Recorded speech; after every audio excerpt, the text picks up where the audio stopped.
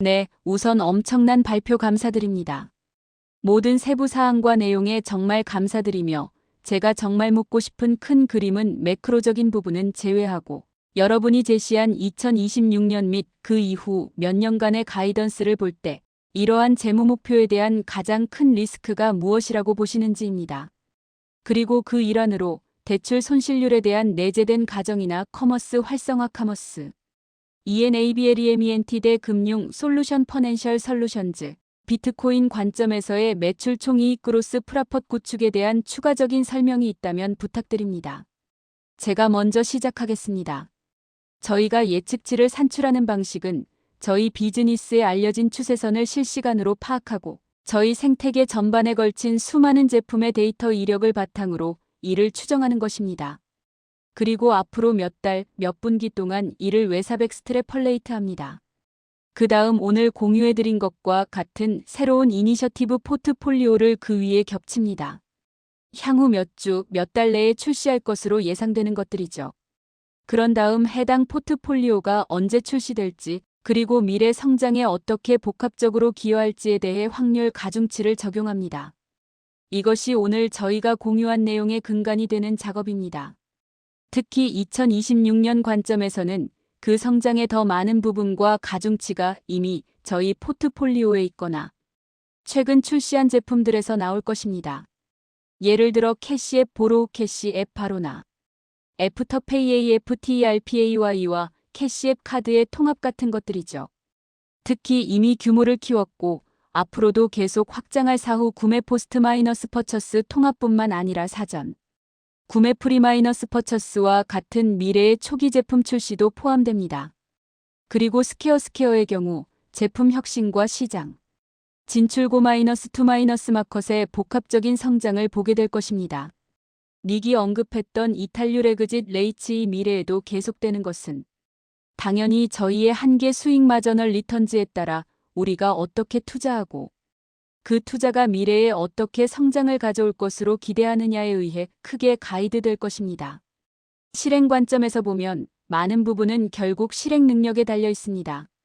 투자가 성장에 적절하게 조정되도록 매주 매달 수익률을 측정하든 혹은 금융 서비스 제품이나 대출 제품의 손실률을 측정하여 확장에 필요한 적절한 입력값을 확보하든 말이죠.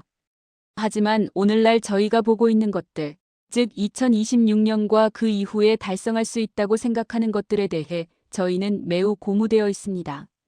안녕하세요. TD 코엔의 브라이언 버건입니다. 상세한 설명 감사합니다. 마진에 대해 좀 더 깊이 파고들고 싶은데요. 3년 기간 동안의 마진 전망에 대한 확신과 특히 그 주요 원천이 무엇인지 말씀해 주셨으면 합니다.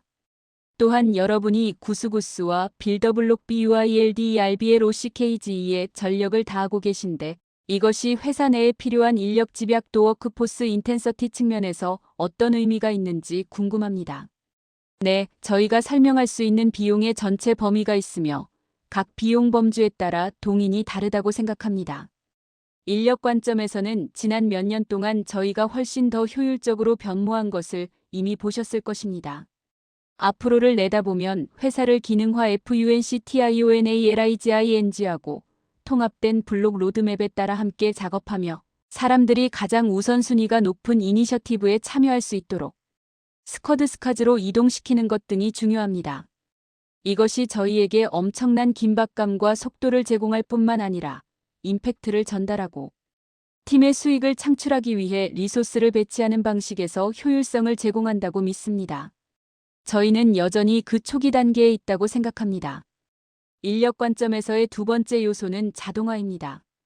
현재의 직원들이 더 많은 성과를 낼 수 있도록 지원하여 기존 인력으로부터 더 높은 수익을 거둘 수 있게 하고 자동화 관점에서 팀을 지원하는 방식 이상으로 유의미한 인력. 투자 없이도 매출 총이익을 10%대 중반의 성장을 이룰 수 있습니다. 그 외에도 판매 마케팅 및 리스크 손실과 같은 변동 비용 범주들이 있습니다. 이들은 저희가 계속해서 정교화하고 효율성을 높이고자 하는 큰 범주들이지만 성장을 견인하기 위해 강력한 수익이 보이는 곳에는 투자를 아끼지 않을 것입니다. 그리고 부동산, 여비 교통비, 소프트웨어 및 클라우드 비용, 전문 컨설팅 비용과 같은 비인력 고정 비용 범주들도 있습니다. 저희는 꽤 큰 지출 규모이며 저희는 고객에게 실제로 수익을 돌려줄 수 있는 범주에 더 많은 달러를 투입할 수 있도록 해당 지출을 매우 엄격하게 검토할 것입니다. 하지만 저희는 구스와 그 위에 구축하는 모든 도구를 통해 자동화에 전력을 다할 계획입니다. 내년에는 그 성과를 훨씬 더 많이 증명할 수 있을 것으로 기대합니다. 우리 회사의 최우선 과제는 회사를 자동화하는 것입니다. 우리가 그것을 할 수 있다면 우리 판매자들을 위해서도 할 수 있고 모든 고객을 위해서도 할 수 있기 때문입니다. 이미 그 분야에 투자함으로써 머니보셈 ONE와 EBOT, 매니저보셈 ANAGERBOT, 그리고 빌더봇 BUILD 주변의 모든 것과 같은 완전히 새로운 제품 카테고리를 확보하게 되었습니다. 이러한 가속화는 지금 당장 언급하지 않는 기능과 제품들로 이어질 것입니다. 그것은 단지 우리가 훨씬 더 빠르게 실험하고 더 빠르게 구축하며 제품 시장 적합성 프로덕트 마켓 핏에 더 빠르게 도달할 수 있게 해줍니다. 다음은 팀, 그 다음에는 저기 옆에 계신 분께 질문 기회를 드리겠습니다. 감사합니다. 이 질문은 닉에게 더 적합할 것 같은데요. 2027년 말까지 300명의 영업 인력을 배치하겠다고 말씀하셨고 그들에게 많은 도구를 제공하고 있습니다. 네이버후즈, AI 도구들, 그리고 오늘 언급하신 파트너로부터 유입되는 리드리즈가 50%에 달한다는 통계 등이 이 영업사원들을 강력하게 지원하고 있죠. 이러한 배경에서 이 300명의 영업 생산성에 대해 말씀해 주셨으면 합니다. 향후 몇 년간의 가속화에 대한 그들의 기여도나 영업사원, 1인당 생산성 측면에서 무엇을 기대해야 할까요? 혹은 그 수준까지 말씀하시기 어렵다면 경쟁사 영업사원들과 비교했을 때 생산성 기대치가 어느 정도인지 궁금합니다. 네, 제 예상으로는 이 텔레세일즈 텔리세일즈와 필드 세일즈 활동이 향후 3년 동안 기존 텔레세일즈 규모만큼 커질 수 있을 것으로 봅니다. 그것이 기회의 규모입니다. 우리가 50대 50 비율을 원한다면 필드 세일즈가 영업 주도 세일즈 마이너스 레드 코호트를 획기적으로 변화시킬 수 있는 핵심 동력이 될 것입니다. 저희는 이미 명확한 가시성을 확보하고 있습니다. 저희는 영업 프로세스를 어떻게 더 잘 자동화할 수 있을지에 대해 개발팀과 매우 긴밀하게 협력하고 있습니다. 저는 여전히 현재 영업사원 시간의 약 50%가 판매가 아닌 행정 업무에 소비되고 있다고 추정합니다. 따라서 영업사원의 인원수를 늘리는 동안에도 사원들에게 시간을 돌려주어 더 생산적으로 만들고 1인당 순부가가치 NVA를 더 높일 수 있는 여지가 엄청나게 많습니다. 특히 필드 영업 활동의 경우 저희는 정말 초기 단계에 있으며 화면에 보여드린 ROI는 어떤 면에서는 상당히 원시적인 수준입니다. 예를 들어 영업사원이 어디로 언제 가야 하는지에 대한 최적의 경로 안내 같은 것이 현재는 없습니다.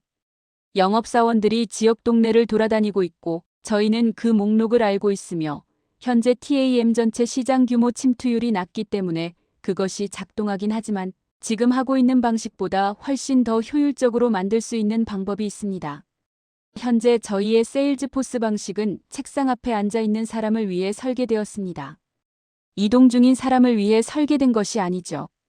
상점에 걸어 들어가서 무언가를 판매하려고 할 때 카운터 뒤에 있는 사람이 당신의 말을 들을 여유가 있거나 시간을 내고 싶어하는 바로 그 적절한 순간을 찾아야 합니다. 현장 영업에 더 많은 과학적 접근이 도입될 수 있습니다. 현재까지의 프로세스와 기술은 현장팀에 최적화되어 있지 않지만 저희는 이를 최적화하는 데 정말 집중하고 있습니다. 그래서 제 생각에 현재의 ROI 기준선은 저희에게 확신을 주는 시작점일 뿐이며 사원들의 효율성을 찾고 자동화와 확장을 돕는 더 나은 기술을 제공할 여지가 훨씬 더 많다고 생각합니다. 개발 관점에서 한 가지만 덧붙이자면 저희에게는 블록의 운영적인 팀들과 파트너십을 맺고 있는 전담팀들이 있습니다. 영업 및 계정 관리를 위해 협력하는 전담 개발팀이 있고 고객 운영, 리스크 운영 및 컴플라이언스 운영을 위해서도 유사한 팀들이 있습니다. 엔지니어링, 디자인, 제품 전반의 인력들이 필드 영업이나 계정 관리와 같은 워크플로를 살펴보고 이것을 어떻게 자동화할 것인가? 50%라는 숫자를 어떻게 30%, 20%, 10%로 낮출 것인가? 를 고민하는 것이 그들의 업무입니다. 지난 몇 달 동안 이룬 진전에 대해 정말 기쁘게 생각합니다. 다음은 아담, 그 다음에는 데런에게 가겠습니다. 안녕하세요. 번스타인의 하쉬입니다. 두 가지 질문이 있습니다. 먼저 캐시의 월간 활성 사용자 먼슬리 액티브즈에 대해서입니다. 암리타 씨는 향후 몇 년간 낮은 한 자릿수 성장을 가이드하셨습니다. 하지만 오늘 논의된 모든 회수 기간 페이백스, 제품 속도, 네트워크 및 네이버후드 이니셔티브를 고려할 때 왜 그보다 더 높은 수치를 목표로 하지 않는지 궁금합니다. 최근 몇 분기 동안 성장이 정체되었음을 인정하더라도 이는 개선된 수치이며 최근 추세선을 반영한 것일 수 있겠지만요. 그리고 암리타 씨 가이던스에 대해 질문인데 내년 17%, 27-28년 15% 매출 총이익 성장 가이드에서 리스크 손실을 포함한 모든 변동 비용을 포함하여 이 수치를 어떻게 이해해야 할까요? 제가 활성 사용자 질문에 답변하겠습니다. 질문 감사드립니다. 한 가지 구별하고 싶은 것은 가이던스를 주는 것과 목표를 설정하는 것은 다르다는 점입니다. 저희의 개인적인 목표와 팀이 지향하는 바는 가이던스로 제시한 수치를 유의미하게 상회하는 것입니다. 올 봄 이후로 이룬 진전에 대해 정말 만족하고 있습니다. 저희는 공개적으로 네트워크 확장을 캐시앱의 최우선 과제로 삼겠다고 말했습니다. 지난 몇 달 동안 수많은 개선 사항을 출시했고 이제 그 성과가 나타나기 시작했습니다. 실적 발표 때도 언급했듯이 낮은 기저에서 시작하여 만족스러운 수준은 아니지만 전년 대비 성장률이 가속화되는 것을 보고 있습니다. 저는 매일 매시간 숫자를 확인하고 있는데 긍정적인 추세에 매우 만족합니다. 비즈니스를 주도할 수 있는 다른 레버들도 있으며 이들은 반드시 가이드에 반영된 것은 아닙니다. 저는 연설에서 네트워크 강화에 대해 언급했습니다. 10대와 가족, 멀티플레이어, 멀티플레이어 머니에 대해서도요. 네이버후드는 수만 개의 판매 시점 포인트 어브 세일을 활용해 각각을 캐시앱의 업셀 UPSELL 기회로 만드는 엄청난 잠재적 순풍이 될 것입니다. 브라이언 보츠가 언급한 신용점수와 같은 완전히 새로운 제품 라인도 있습니다. 스테이블 코인이나 비즈니스용 캐시앱과 같이 오늘 다루지 않은 분야도 있고요. 따라서 그 수치를 목표로 읽지 마시고 가이던스로 봐주시기 바랍니다. 저희는 매일 이를 넘어서기 위해 노력하고 있습니다. 또한 활성 사용자 측면에서 여러분도 모델에서 보시겠지만 캐시앱 매출 총이익은 활성 사용자 성장과 매우 강력하게 연동됩니다. 우리가 그 성장을 상회할 수 있다면 캐시앱 내에서 ARPU 사용자당 평균 수익을 비약적으로 성장시킨 실적을 이미 보여준 바 있습니다. 고객들이 생태계 전반에서 매일 발견하는 유틸리티의 양 모든 제품을 통해 돈이 이동하는 방식 그리고 그에 따른 수익화 비율이 ARPU 관점에서의 극적인 성장을 뒷받침해 왔습니다. 따라서 활성 사용자 성장 수치를 굴절시킬 수 있다면 그것은 매출 총이익에 물질적으로 나타날 것입니다. 오늘 보여드린 것은 최근의 실적과 지난 6개월 동안 본 복합적인 결과에 기반한 것이지만 분명히 해야 할 일이 더 많습니다. 두 번째 부분인 변동 이익에 대해서는 발표에서 보셨듯이 2026년뿐만 아니라 향후 3년 동안 마진 확대를 예상하고 있습니다. 또한 2025년부터 향후 3년 동안의 점진적인 이익 마진 확대도 공유했습니다. 앞서 말씀드렸듯이 리스크 손실이 달러 기준으로 늘어나는 것은 감내할 것입니다. 대출 제품을 확장함에 따라 손익계산서 P&L에 반영되겠죠. 하지만 저희는 성장에 따른 수익, 즉 대출 실행 마진이 목표 수준 내에 유지되도록 매우 세심하게 주시할 것입니다. 따라서 변화에 대응하고 개별 대출 제품 자체의 단위 경제성 유넛, 에코노믹스를 수익성 있게 성장시키는 능력은 시간이 지나도 계속 발휘될 것입니다. 따라서 변동 마진 역시 더 넓은 비율에 맞춰 확대될 것으로 기대합니다. 좋습니다. 가운데에 있는 아담에게 마이크를 넘기겠습니다. 손을 들어주세요. 그 다음에는 옆에 있는 데런에게 가고 다시 앞쪽의 해미 씨에게 가겠습니다. 감사합니다. 오늘 모든 발표 정말 좋았습니다. 손익계산서에 대한 가시성을 높여서 매출 총이익 성장뿐만 아니라 조정, 영업이익 어저스티드 아퍼레이팅 인컴 라인까지 확장한 것은 일종의 장애물 제거 이벤트와 같았다고 봅니다.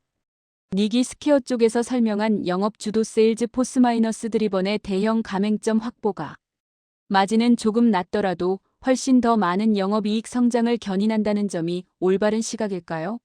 그리고 캐시앱 쪽에서는 매출 총이익이 조정, 영업이익 기여도보다 조금 더 빠르게 성장하는 반대의 모습인 것 같습니다.